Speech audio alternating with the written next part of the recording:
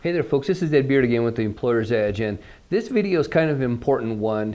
It's a series we've started on, They Fit or They Quit, and it's all about hiring the right people, not just for the job anymore, that's just too small, but hiring people that fit a role. We call it role creep. Jobs have expanded, or they role creep, they've crept into big roles so that people are no longer asked to do an individual job, they're asked to do a lot more stuff. People are being asked to form relationships in cross departments. We see IT in strategic product development meetings.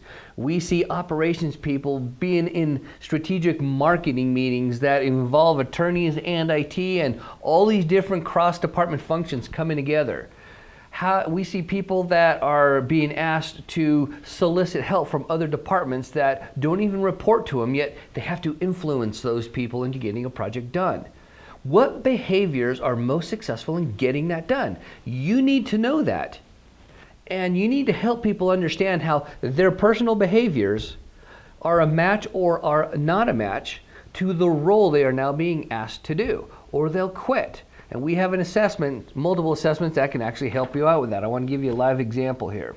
Engineering firm calls us in and says, we need our engineers to be better business development people, in a nutshell.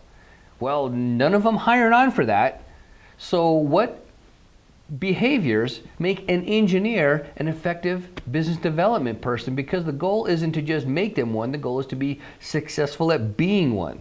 We want our engineers to be more focused with a professional sales team and to develop a sales effort and sales system. We're going to help them with that. Engineers can do this, by the way.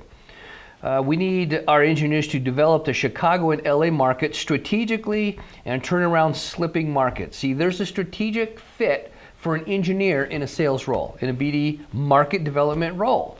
It's their new role. We want our leaders to be effectively hiring, onboarding, and managing salespeople, and how our engineers hold salespeople accountable and develop sales plans. Okay, engineers design windows, put concrete structures together and build a bunch of really cool stuff. They don't necessarily hire on to say, I want this engineering job because I get to hold salespeople accountable. No. Are they even wired for it? Are they even wired to fit that role?